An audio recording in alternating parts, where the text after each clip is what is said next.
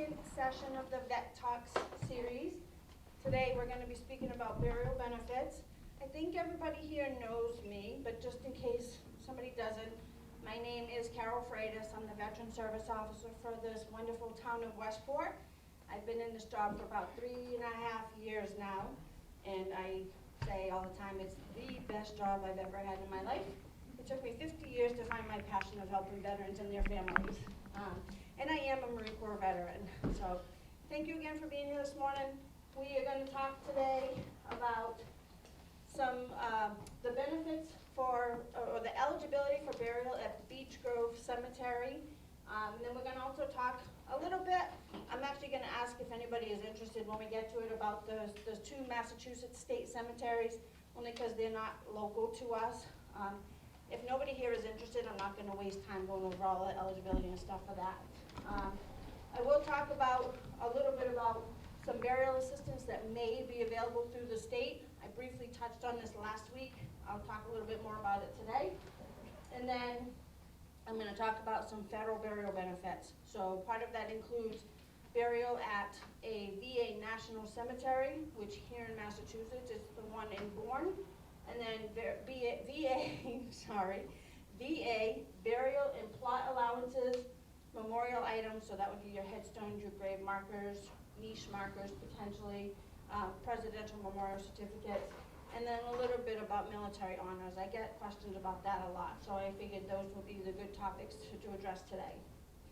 So, Westport burial benefits, right? So everybody here knows we have a veteran section at Beech Grove Cemetery, I assume. Burial there is restricted to veterans who meet one of two criteria. So one of those is that the veteran lived in Westport when he or she enlisted into the military or was commissioned into the military. So on your discharge paperwork, it has to say Westport as your home of record. That's the first criteria. The other criteria, and this is an either or, not a both, the other criteria is that the veteran has to live in Westport when they pass away. So if somebody could have lived in Fall River when they enlisted, lived in Westport for 60 years, and then moved to New Bedford or moved out of state, wherever, before they pass away, the eligibility for burial at the veteran section does go away. So it is two very strict criteria. That eligibility does also extend to the spouse as well, as long as the veteran was discharged under honorable or under honorable conditions discharged.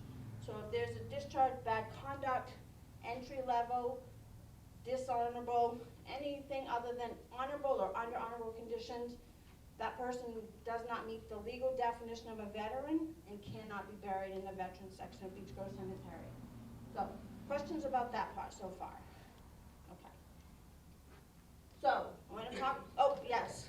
Question, what if a person living in Westport goes to a nursing home 2 or 3 years? Yeah, so, so I get that question a lot.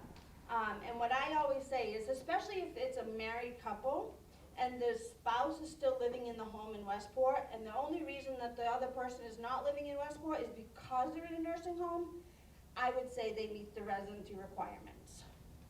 And this is all gonna come to me or whoever is in my position to make that determination. And suppose the husband is not living in a home in Westport, because he may have passed away, and Right. the wife is in a nursing home but has lived, like you say, So, in Westport for 60 years. If the veteran has already passed away and they're buried at the veteran section of Beech Grove Cemetery, then the spouse can be buried with the deceased husband, yes. Does that answer your question? Yep. Okay. Any other questions about this? No? Okay. So, I want to talk about the plots, because the plots can be a little bit confusing, and it's really important that you understand this if you want to be buried there. So, in each plot, they can put one casket burial and one cremation, or 2 cremations. They cannot put 2 casket burials in the same plot. So if somebody wants to be buried with a casket and the spouse wants to be cremated, you can, if you choose, go into the same plot. But you don't have to choose that. You are each entitled to your own plot in the veteran section. Regardless if you're not a veteran, but you're the spouse of a veteran, you are entitled to your own plot. So, I'm gonna talk more about the grave markers on the next slide, where that comes into play. So the benefit for this is that there is no cost for the plot. So right now, they just increased the price for a resident to buy a plot in Beech Grove Cemetery. I think it's either $1,000 or $1,200. That's the residency rate. So that's what you're saving by being buried in the veteran section. There are still some fees that you would be responsible for paying, such as the opening of the grave. Where am I hearing footsteps? Sorry. The opening of the grave, the greens fees, which only applies for casket burials, and then the foundation for the foot marker. And those, it's whatever the fee happens to be at the time of need. And so I can't tell you what it. Approximately how much? Right now, the opening for a casket, I want to say is maybe $800, I think. I can look it up after. The greens fee, I believe, is around maybe $100, and the foot marker foundation, I know right now that's $100. For cremation, the greens fee is less. I think it's maybe $400, but I'll look it up after. So, if you know, or not if you know, you don't have to know now, but when the time comes, whichever one of you passes away first, the surviving spouse has to make sure that the funeral home knows if you want to be buried in the same plot or a separate plot. If you want to be buried in a separate plot, you have to let the funeral home know that so they can tell the cemetery. Because what will happen is the cemetery will choose a plot that is not already set aside for another surviving spouse. So you have two plots that are currently unassigned side by side. One will be used for whoever passes away first, the other will be reserved for that surviving spouse. Now I say that because you cannot reserve the plots in advance of need. So the only time you can reserve a plot is when either the veteran or the spouse passes away, and they will reserve the second plot next to it. I know it's confusing. Any questions about that? No? No. Okay. So the grave markers. So, unfortunately, one of the drawbacks to being buried at the veteran section in Beech Grove Cemetery is that you cannot have a headstone. They only allow the in-the-ground foot markers. So if having a headstone is important to you, then the veteran section is not going to work for you, unfortunately.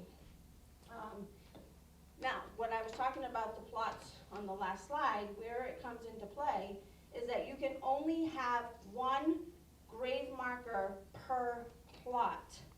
So if you, as a husband and wife, decide you want to be buried in the same plot, you can only have one grave marker. So, lost my train of thought here. So the VA will provide a grave marker for the veteran. They will not provide a grave marker for the spouse. So that's why if you want to have separate grave markers, you want to get two separate plots. But what the VA will do, and this is really if the spouse passes away first. So, and on another slide I'll show you what the grave markers look like. So if the spouse passes away first, and then the veteran passes away and applies for a grave marker, the VA can include the spouse's information on the bottom of the grave marker. But if the veteran passes away first, and the family requests the grave marker at that time, and the spouse is still alive, then the VA is not going to give you a new grave marker or come back and modify the existing one. So you have two options.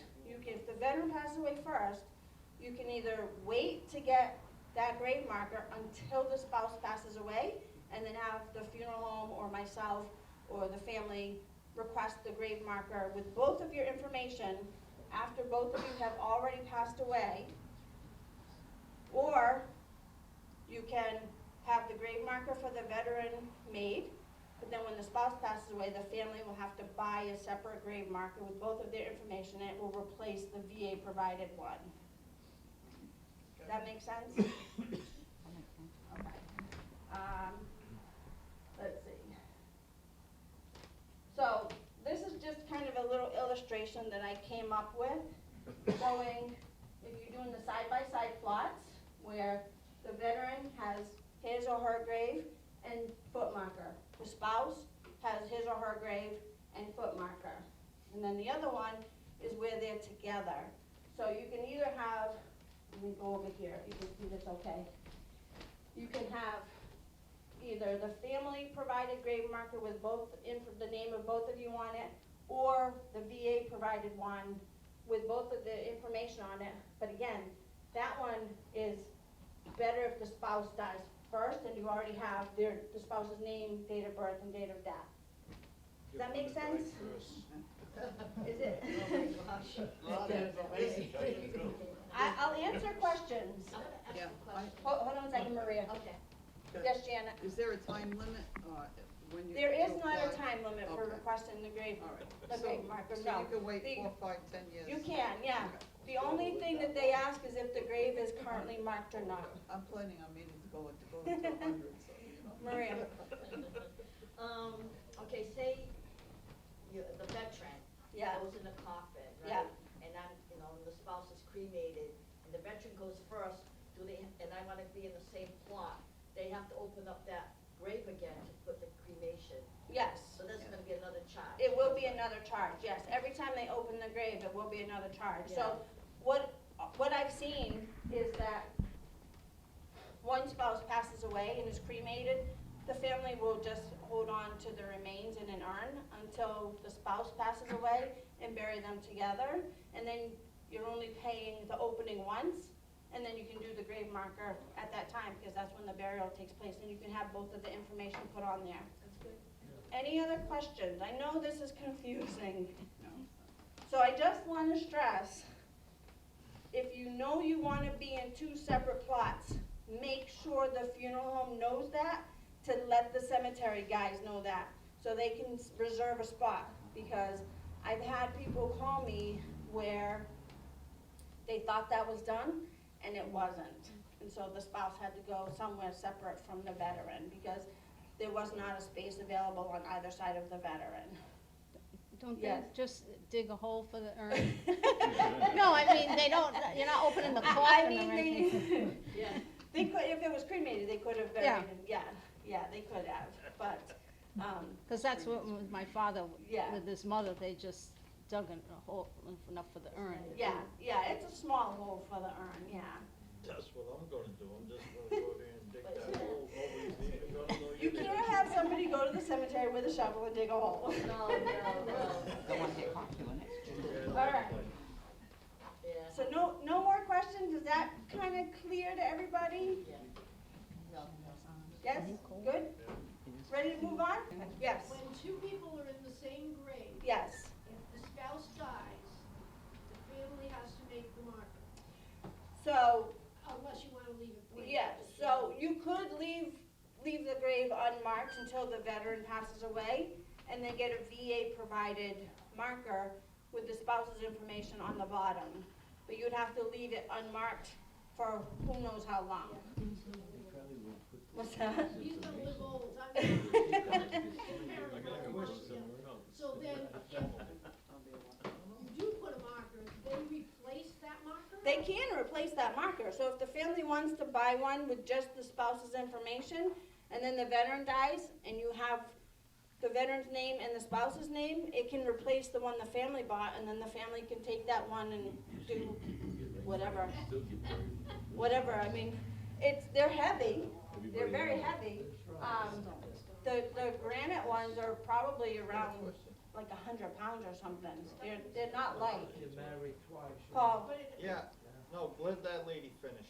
oh, were you done, Miriam? I said, so, it could be better to not have them spend the money on another one. Right, Just- right. Just wait. Yeah, yeah. I mean, if the veteran wants a VA-provided grave marker, because if you go to Albany's and you get a grave marker, and you put the spouse's name, And leave the date and open. year of, date of birth or year of birth, and just leave the space blank for the death, then they can just come back and do it afterwards. Albany's will do that, the VA won't. Yeah. Yeah, so you could do that, but, It seems like it's no sense of wasting that. yeah, yeah. And the adding the spouse is something that, they updated the form, and they added it on there. When I get to the federal stuff, you'll see what they look like. And I was like, wait a minute, this is new. This was never, it was never on the form before. So I actually had to call the VA and say, what's the deal with this? Yeah. Any more questions? Paul, yes. Can we reserve a plot like now? No. Or do we gotta wait, you gotta wait till I drop dead? Yes, the plots at the All right. veteran section cannot be reserved in advance of They need. gotta Yeah, die first. Gotcha. yeah. That was my question. Oh, okay, Oh, okay. I didn't- Yeah, I didn't know if unfortunately. you put in your reservations. How much room is there Said there? that the first thing. I didn't hear it. So that's a good question, and I don't have a good answer for you. So I know that the sections closest to the flagpole are full, pretty full. There might be some sections, some plots here and there, but it is going back down towards the fire department and police station. And those don't have very many people in there right now as it, at all. So, down there, there's plenty of room, but who knows how it will be 10 years, 15 years from now. They might be full. And I don't know what the town's plans are to expand or get another cemetery. I don't know. Any other questions about this?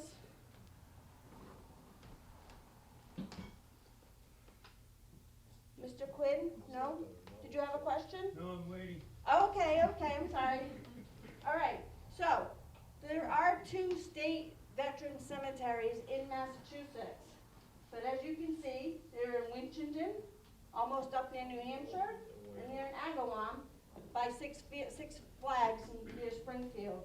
And since we are way out here, it's quite a haul. Okay, yeah. So I should not assume, let me ask the question. Is anybody in here interested in finding out about eligibility for burial in either of the state cemeteries for veterans? Run down the Cape. That's Bourne, that's federal. I don't know. So these are the state ones.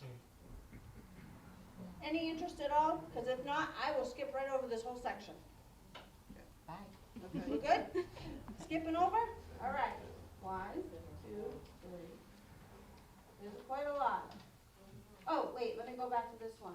Okay, so I put this under state burial benefits. It has nothing to do with either of those 2 cemeteries, but it is a state benefit, that's why I put it there. So for those of you who were here last week, I did talk about this, but I will mention it again.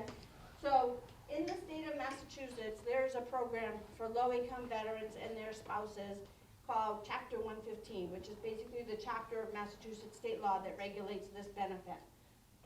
And one of the stipulations in that law is that if a veteran or a veteran's spouse passes away and they do not have the means to pay for the funeral, the state can pay up to $4,000 for a funeral that does not cost more than $5,000. And that is a hard number. So if you plan a burial that's $5,001, the state is gonna say, we can't pay anything. You have to keep it at or under the $5,000 limit.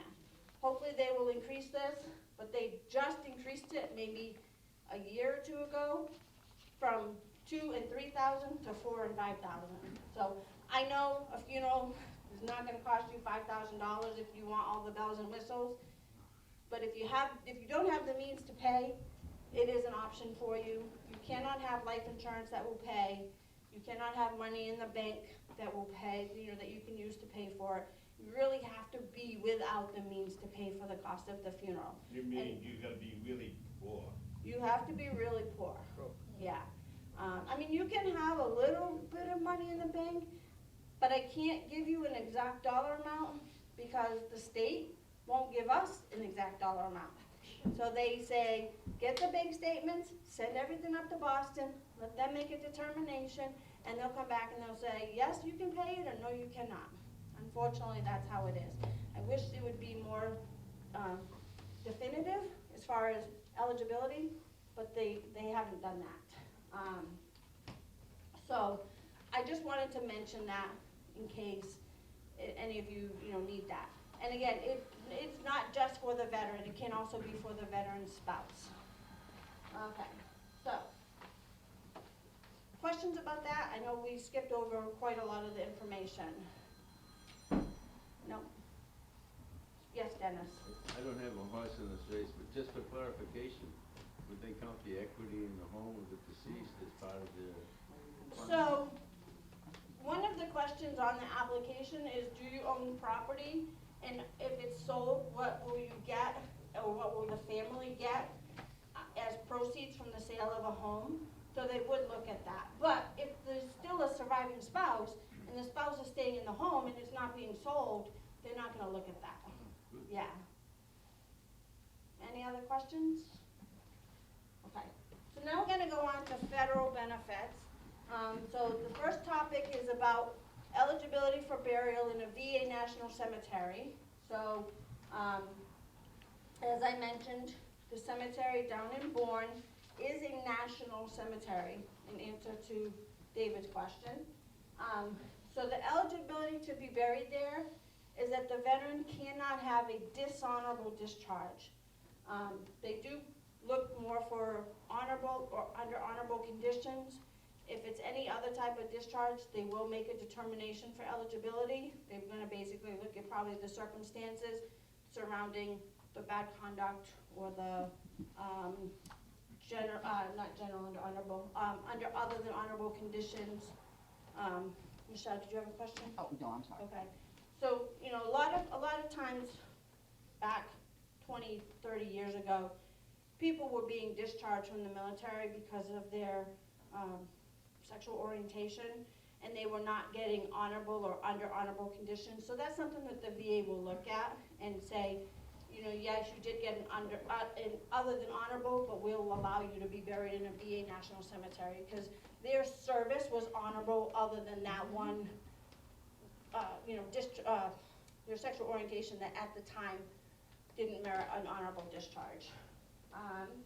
So, you can also be a serviceman, not that this applies to anybody in here, but a service member who died on active duty for training, or inactive duty for training. So if a service member is doing a weekend drill, gets into a car accident on the way home, whatever, they're eligible for burial there.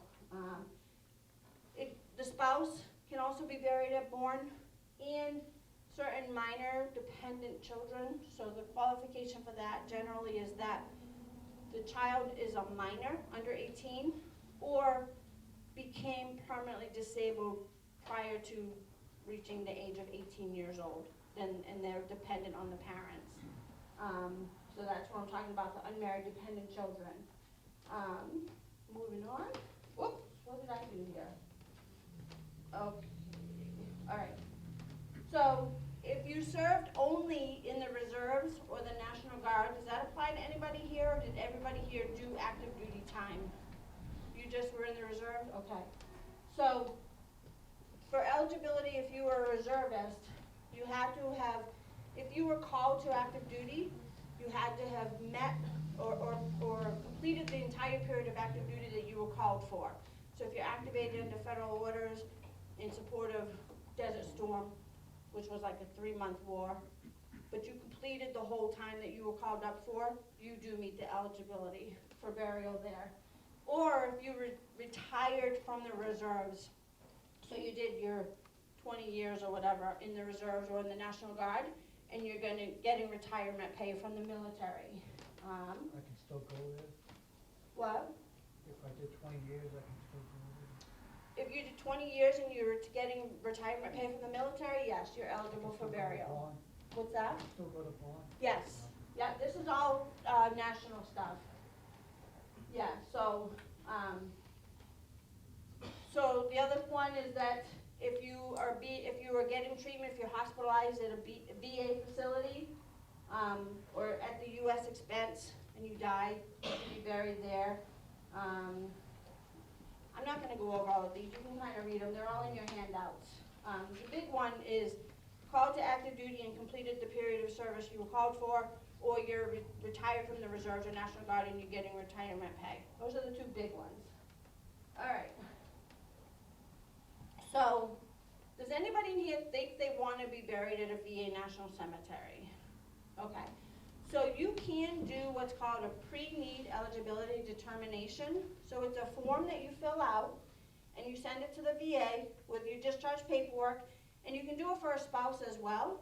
So you do it for a spouse, you send in your marriage certificate, and the VA will send a letter to you saying, at this time, you meet the criteria. If it's a veteran and their service is not going to change, that their eligibility is not going to change. But if it's a spouse, the reason that they qualify it and say at this time is if they get a divorce, then that eligibility goes away. So if you're interested in doing that pre-need eligibility determination form, you can contact me and we can do it together and send it in, okay? Yes, Michelle? Well, the funeral home I'm planning to go to, should they have that paper? They might, but I can help If you not, with it I'll as call. well. Okay, Yeah. thank you. Okay, so the form that's filled out is the VA 40-10007. And also at the VA cemetery, you cannot reserve a plot. They're gonna assign, whichever one is available. And again, you would wanna let them know that there is a surviving spouse as well. I don't know what their rules are as far as what's allowed to go in each plot, or if everybody gets their own plot. I will say, the VA, if you're buried in a VA National Cemetery, the VA will provide a grave marker for a spouse. That's the only time they will provide a grave marker for a spouse. I've been to Bourne, Yes. because I used to work for a funeral home part-time. Mm-hmm. And when you go there, you can be buried in the ground, but they also have, I call them mailboxes. You know, it looks like a mailbox. you Yeah. know, And you can just put the ashes It's, in there. so, yeah, rather than so spending Bourne, the money to the ground. Bourne has a columbarium wall for cremations, and that's where the little niche marker comes into play. So, what is not a VA National Cemetery? Arlington, the U.S. Soldiers and Airmen's Home in Washington, D.C. Those are cemeteries that are run by the Department of the Army. So if you want to try to be buried at Arlington or at that U.S. Soldiers and Airmen's Home Cemetery, you have to reach out to the Department of the Army. I did put the phone number there so you can have it. And then if you want to be buried at sea, you do have to contact the Department, the Navy Mortuary Affairs Office. I will say, if you are buried at sea, they do not allow family members present, because usually they do that while the ship is underway. And then the commander will send a letter to the family saying that your loved one was buried at sea, and I believe will give the longitude and latitude of where the burial took place. But you cannot go as a family member. Questions about that? If you give wanted to latitude, when Paul goes, I can go fishing right there. That's good. Paul, you can't say anything more. You'd like my mother to go to the bridge. So, I know Paul very well. We belong in the same Marine Corps League, and he's like this all the time. Always cracking jokes. He makes us laugh. Michelle can attest, because she belongs to the same Marine Corps League. Okay. So, what is included in a burial at a VA National Cemetery? And I put this on there because they do so many a day that it's like clockwork. It's like boom, boom, boom, boom. You're in, you're out. It's really about a 20-minute ceremony. The family does not really have the option to linger after the fact. So they do a committal service. It is not at the grave site. They have a little building that the ceremony, you can probably attest to this. They do the ceremony inside the building. And then what's included is they do open and close the grave. There is no cost for that. They do provide the burial liner. They do provide the headstone or the marker. And you might be able to answer this. I heard that Bourne does not allow headstones. Do you know? Yeah, I think that's true. I think they're only doing Yeah, I the think foot they are, markers yeah. now too. Unfortunately, I think a lot of cemeteries are going to that because it just makes it so much easier to cut the grass. Bourne is a show place, I mean, Yeah. that place is so immaculate. Yeah, It's incredible. yeah, and I don't think they allow like flowers and No. excess stuff You at the can't dig in graves, the so, ground. what's Yeah, that? You can't dig in the ground. No, yeah, I tried so, that. Worth going to visit. I tried What? putting It flowers. is worth going to visit. it is, beautiful. yeah, it is worth, especially around Memorial Day when you see all of the flags there, but it's very limited with what you can do there. It is. And if you're the type of person that you wanna leave flowers at your loved one's grave, or, spend some time after the burial and, say your goodbyes in private, they don't allow that. So, but they do provide perpetual care. You can't leave it on the headstone, the flower on the headstone? So there's no headstones There's no I headstones mean, anymore. on the flag. thing on the floor? If you leave it, they might let it stay for a little while and then they might pick it up. I don't know all the rules, I didn't call and ask them what all the rules are. But In you Rhode can't, Island, federal one in Rhode Island, you can put a flower on it, yeah, but you can't dig in the ground. yeah. So the Rhode Island one in Exeter is a state cemetery, so the rules would be different, Different. yeah. And they will also provide a flag for the veteran that will be presented to the next of kin. So what they do not cover is any other services. So if you wanna have a wake for your loved one, any transportation, so I will say a little bit more about transportation after.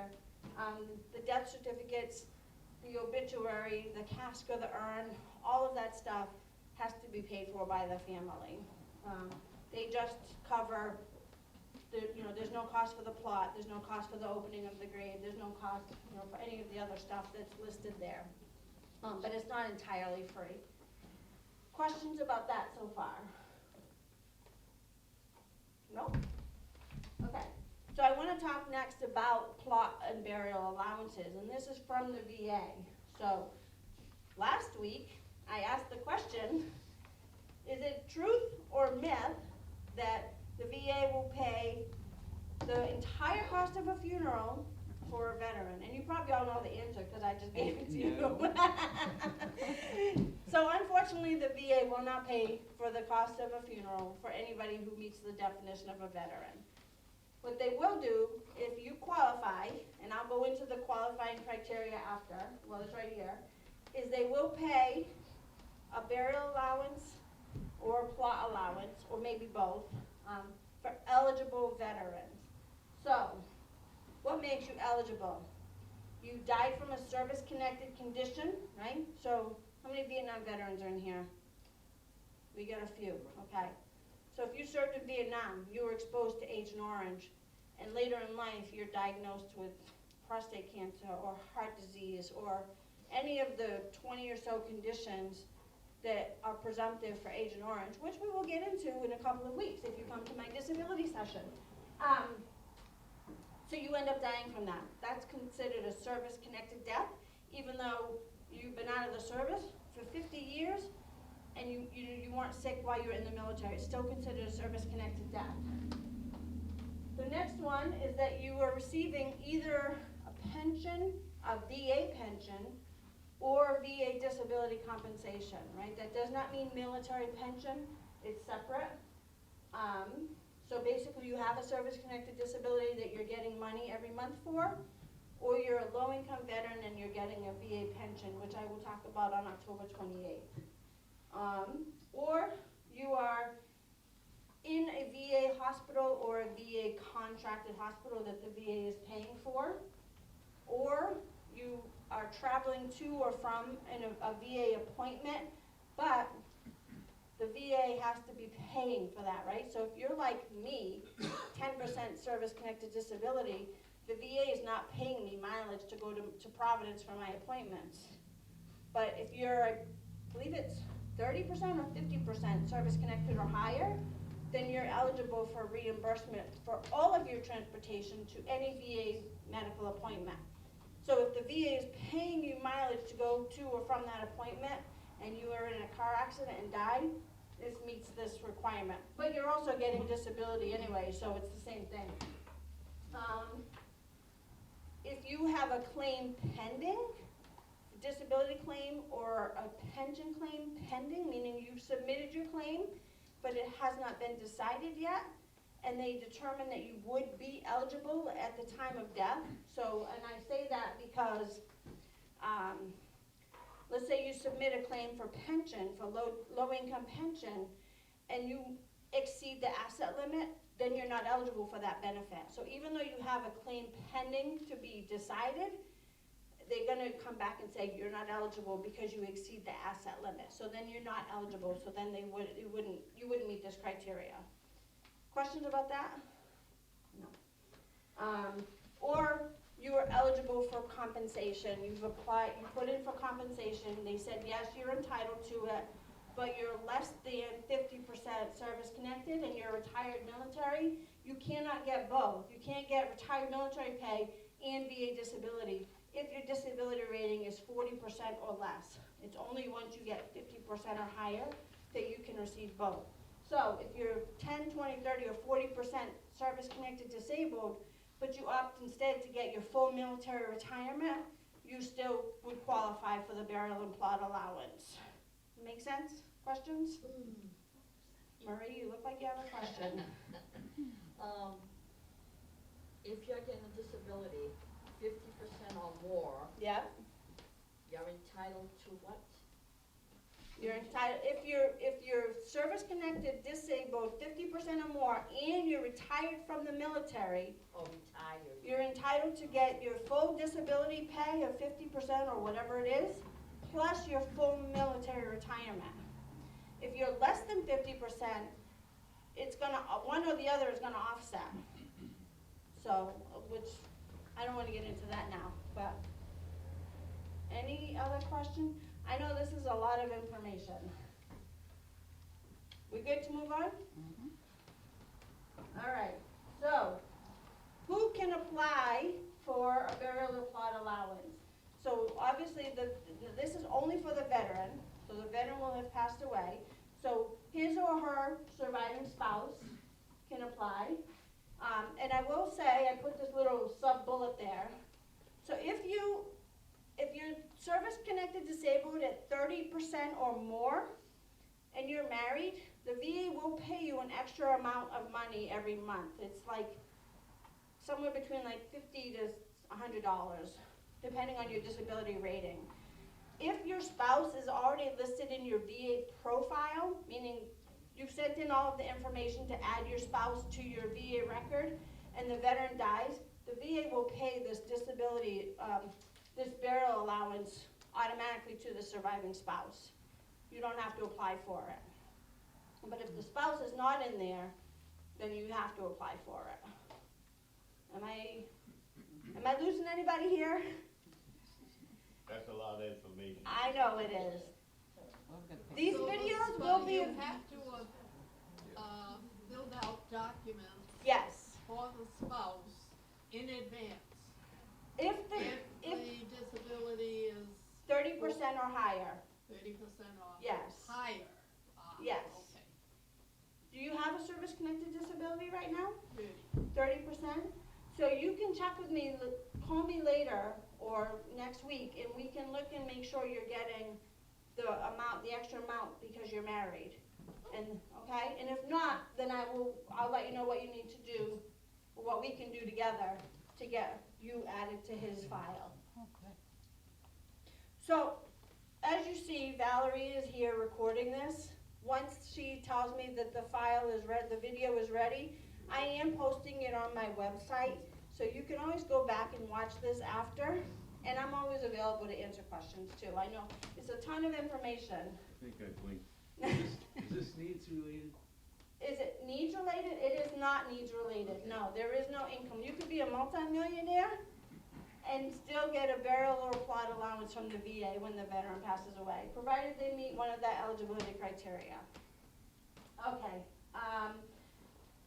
so another requirement, and I don't know exactly what this means, but it's called a surviving partner from a legal union, meaning a relationship that was made formal in a document issued by the state recognizing the union. I don't know if that's like common law marriage.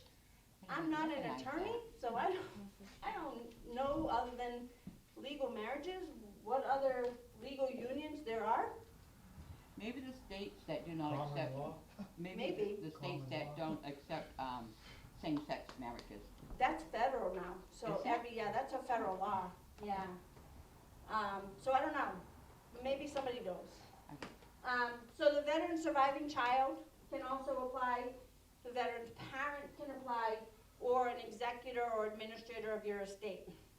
So, what if you don't have a spouse? What if you don't have a child? What if you don't have parents anymore? Who's gonna do this for you? You might wanna set somebody up to be your executor or administrator of your estate. And you know who I'm looking at right now, because I know somebody's specific situation. So in order to get this, you might wanna look at it. All right, questions about this part? Okay.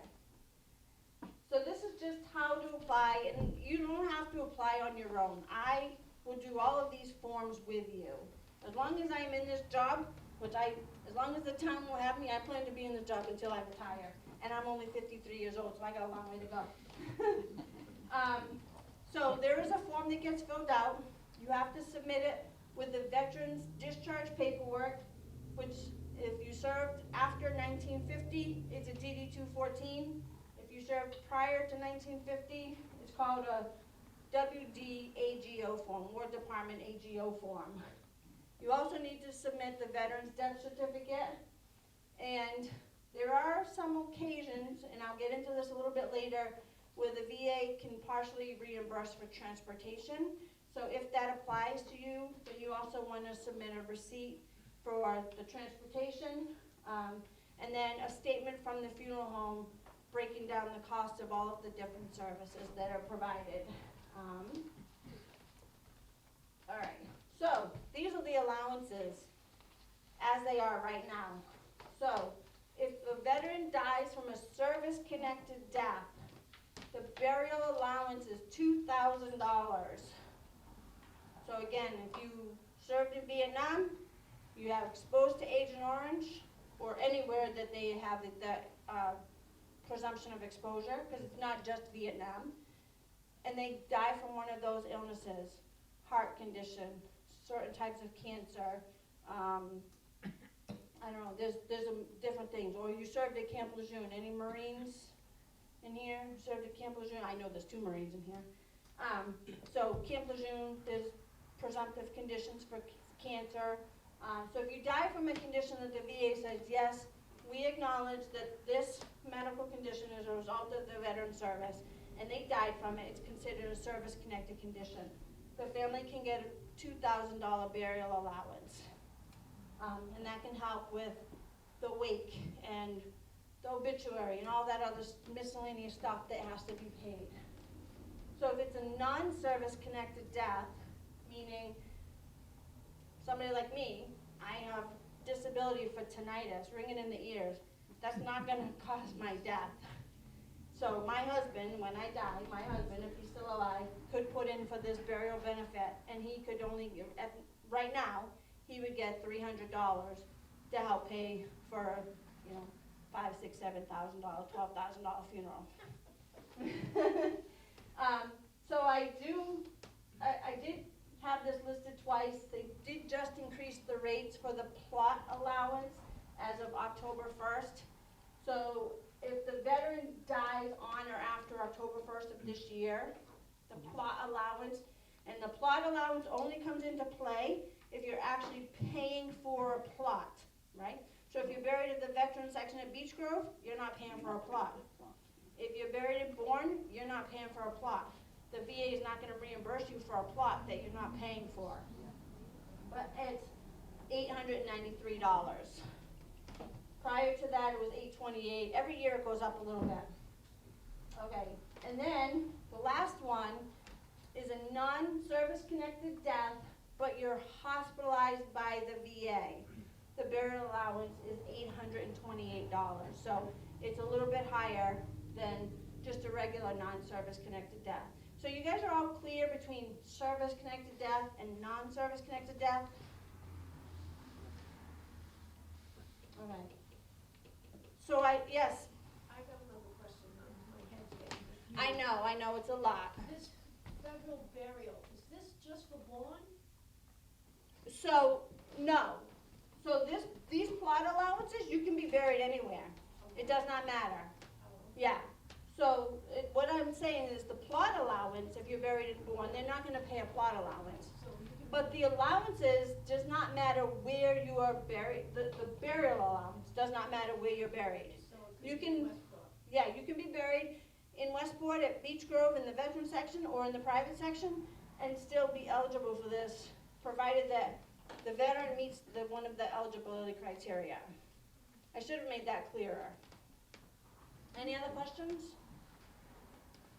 Okay.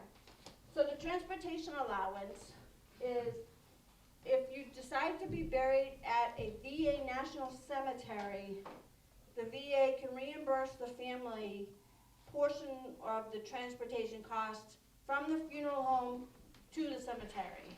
That's it. They're not gonna, go from the funeral home to the church, to here, to there. It's just gonna be the funeral home to the cemetery. And it's Bourne. They're gonna say Bourne, right? So if you decide that you wanna be buried in California, because that's where you grew up, and now you live in Massachusetts, they're not gonna pay for you to go to California. They're gonna pay to the closest VA National Cemetery. Or you were hospitalized under VA care or in a VA contracted facility at the time of your death, they will pay for transportation to the cemetery. Or again, if you're in a car accident on your way to a VA appointment, they will pay for a transportation allowance. Questions? This is why I give you slides, because this is a lot of information and I don't expect anybody to remember all of this. Okay.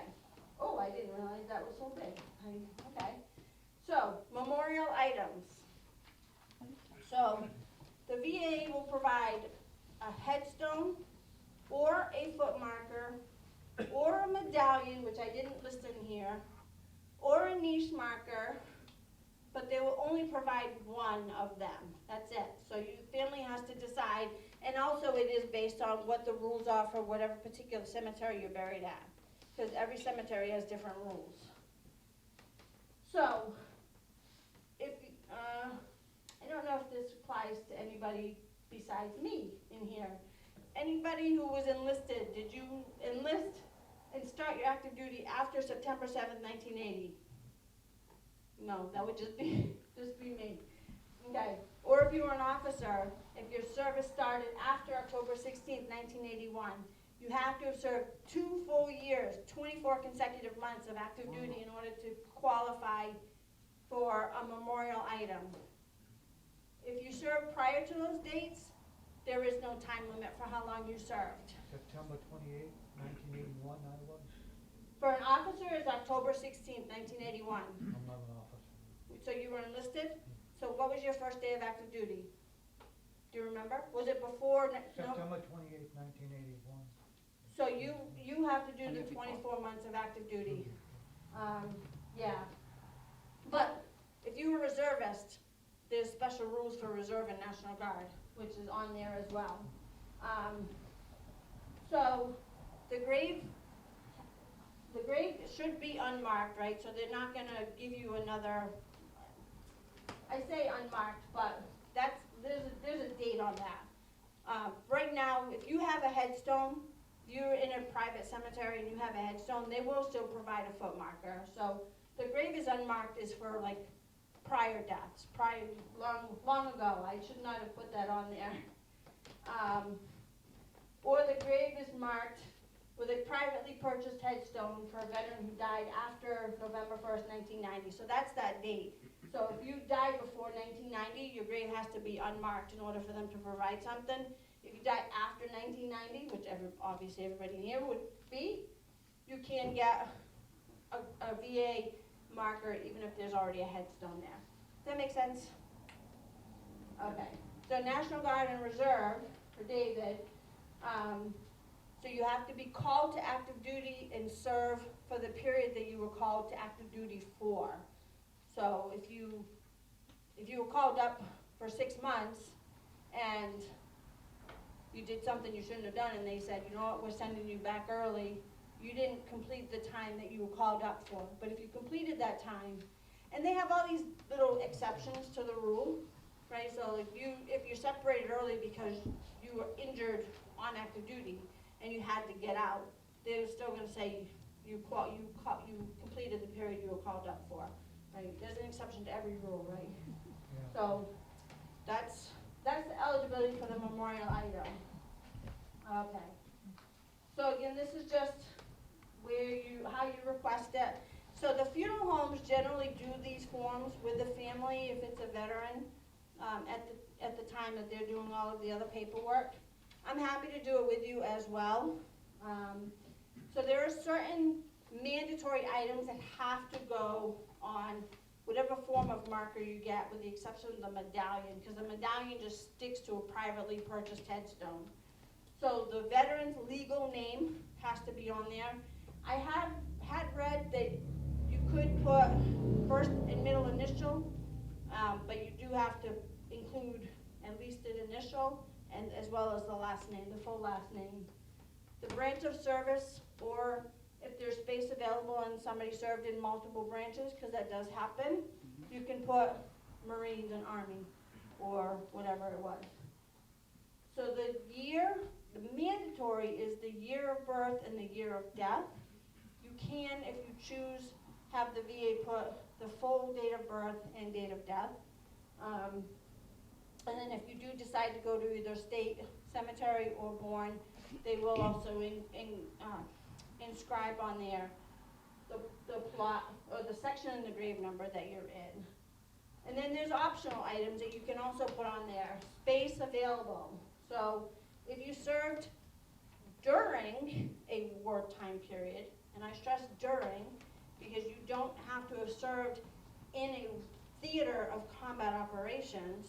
So for you, those of you who are veterans, you know what I mean, right?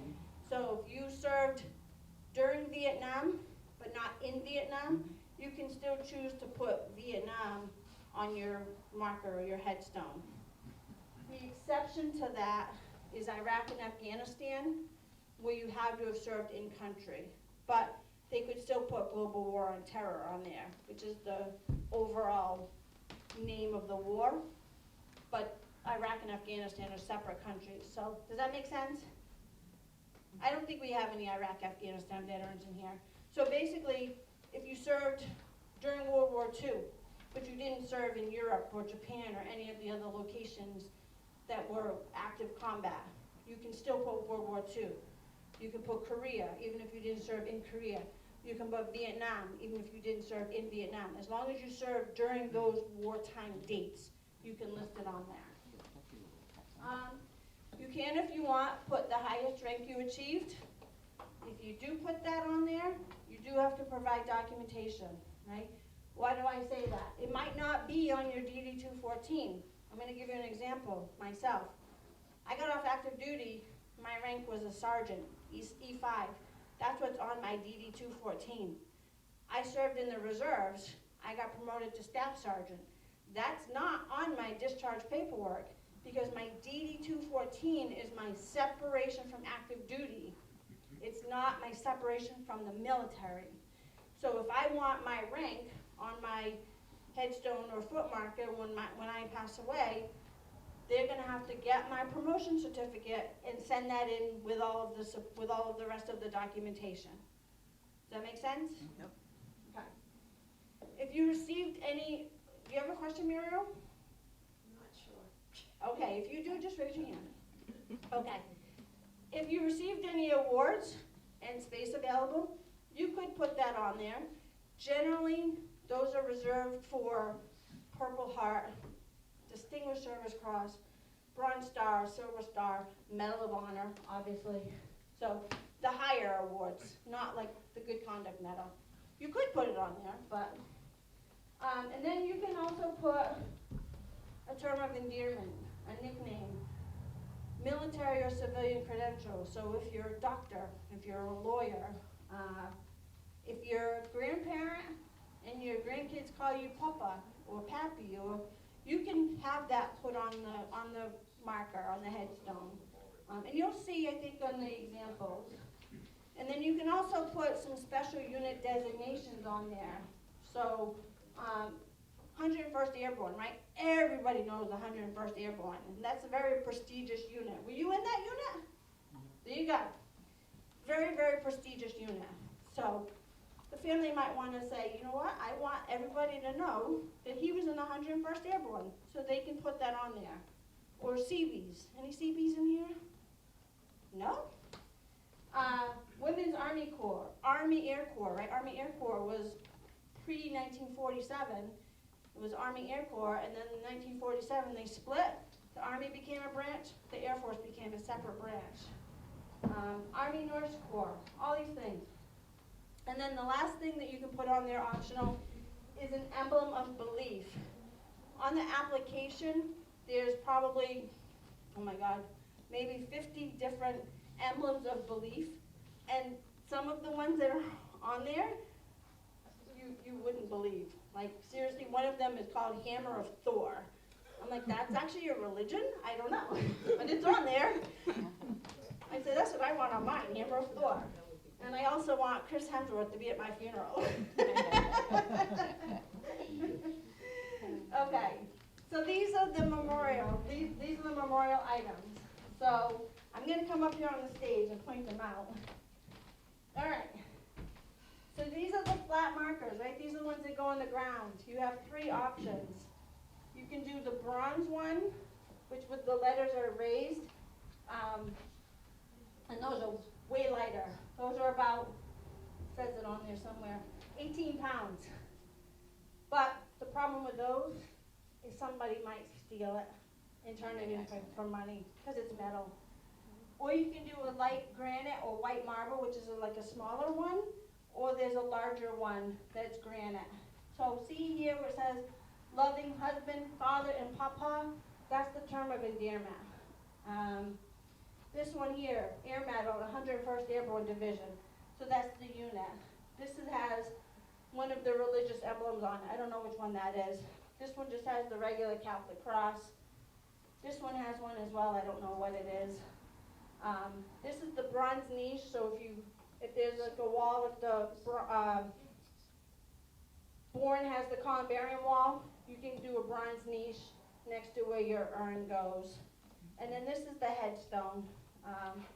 So all of these will allow additional inscription. Some of them are limited to 2 lines. I think these are all 2 lines, and this is 4 lines. And it's certain number of characters are allowed per line. It says it on there, so you should have it in your handout. The last thing that they will give is this Presidential Memorial Certificate. I talked a little bit about that last week as well. So that is, I'm gonna come over here. So that's just a nice certificate that is signed by whoever happens to be the president at the time that the request is made. And they will give you however many copies you want. So if you have 3 kids and each of your kids has a few kids of their own, and you want all of your kids, all of your grandkids to have a Presidential Memorial Certificate thanking the veteran for their service, you can request them. They'll send them to you at no cost. And that you request that on that same form. Questions? Yes. My parents died a while back. Okay. None of this was given to us. They did everything without us. Without you? The Yeah. funeral home did? Yeah. Because the cross showed up on the marker. Yeah. And it said, my mother was his wife was. They did it all. I didn't even know if we could have done it. Yeah. This is supposed to be done with the family because it can be personalized. So if you are making, if you're making pre-arrangements for your funeral, your burial, talk to the funeral home, and you can start to fill this form out in advance. Fill out as much as you know at the time, and that way it's done. And you can say, I want this inscription on there. So I will say, We had no If- choice in the plaque. Yeah, see, and that's wrong, that's wrong. They really should have asked you that question. And it, you know, the choice of this might be limited to the cemetery as well, right? Like, It's a Beach mess. Grove Veteran Section, you can't get the headstone. You have to get a flat marker. But we had no choice. Yeah, see, that's wrong. So, when you're making arrangements, for those of you who are married, if the veteran passes away and you're going to the funeral home and you want one of these, make sure you tell them, I want to fill that form out with you. Or, I'm going to go to my VSO and she's going to fill it out with me because I want it to be specific. This is their lasting legacy. That's always forevermore is going to be marking their grave. It really is the family's decision of what goes on there. Any other questions? So I will say, if you want to have the spouse's information put on the bottom of this, then all of these other optional items are probably going to go away because it is space available. I think you can only get like 6 lines.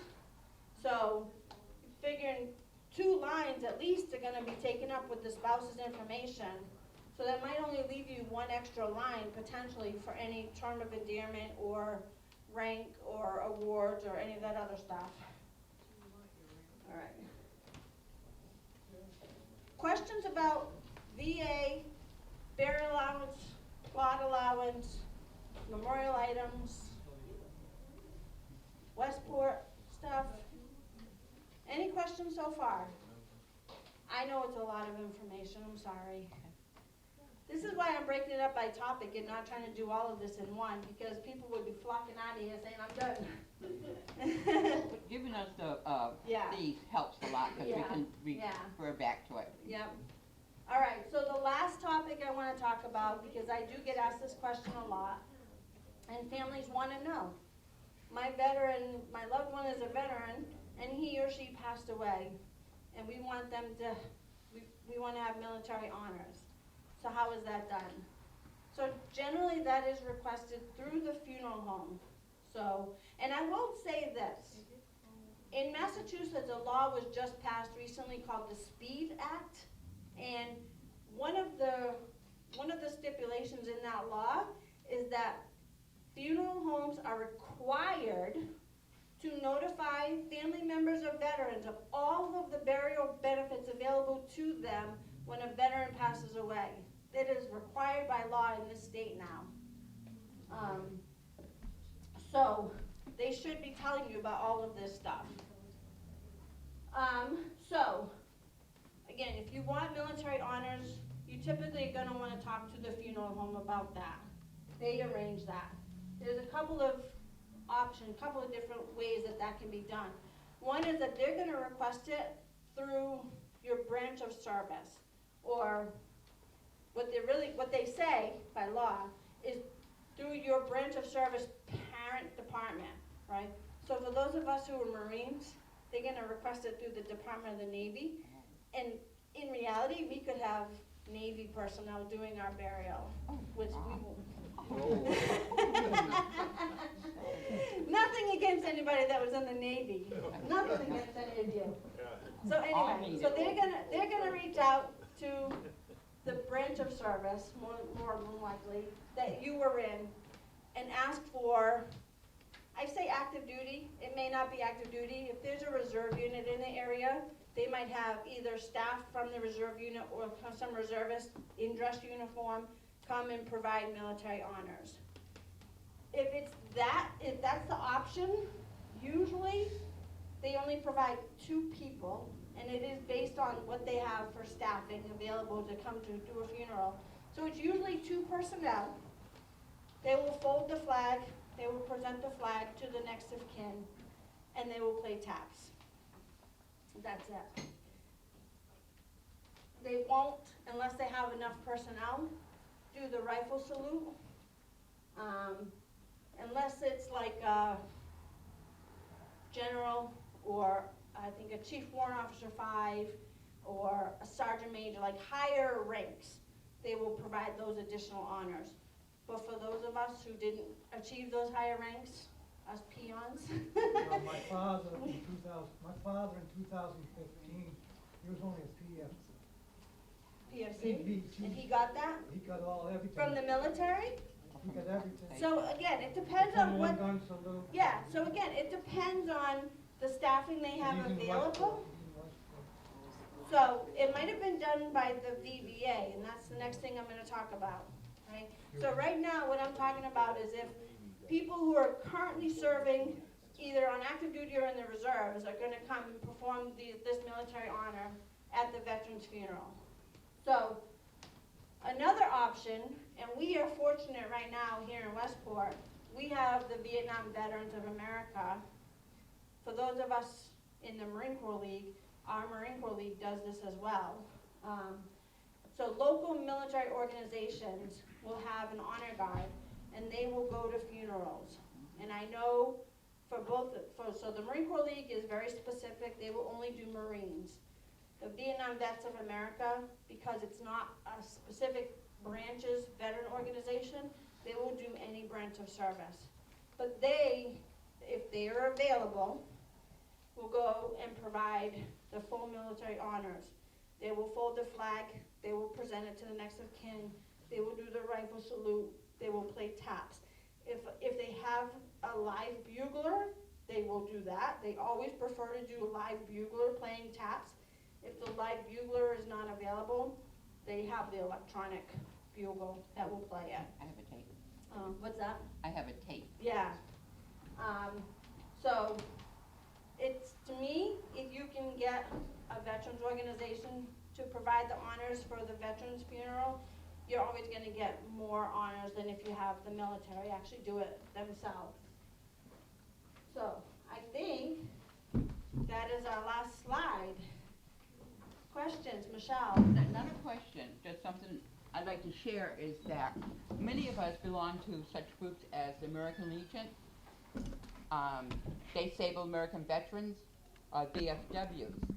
If the family requests, almost all these organizations have a group that stand with the chaplain and usually whoever the commander or, the head, and we will go and do a short ceremony at the casket or wake. whatever, and then do a final salute and walk. So for people who don't know, American Legion, Disabled Veterans, and VFWs, you can contact someone there if you know the person belonged to that organization.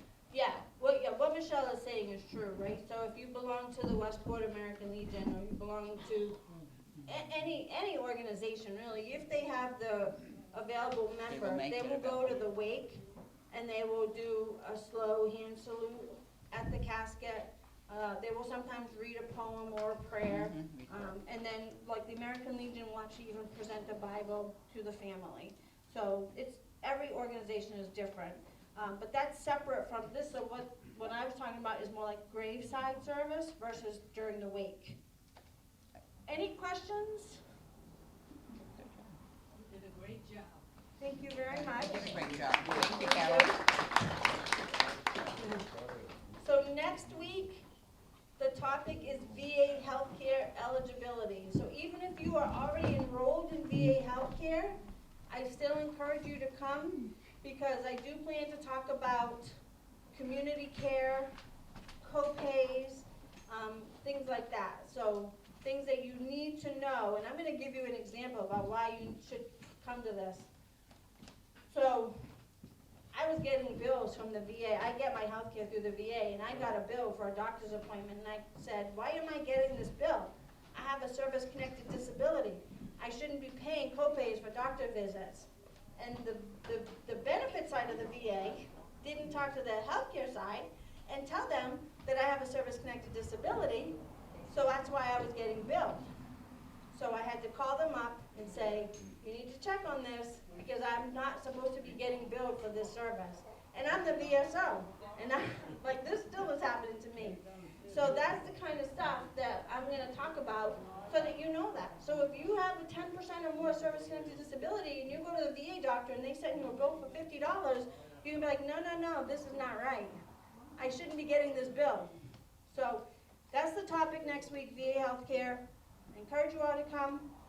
If you think you're signed up, or or you're not signed up and you want to, you can come up and check with me, and I will put you on the list if you're not already on there.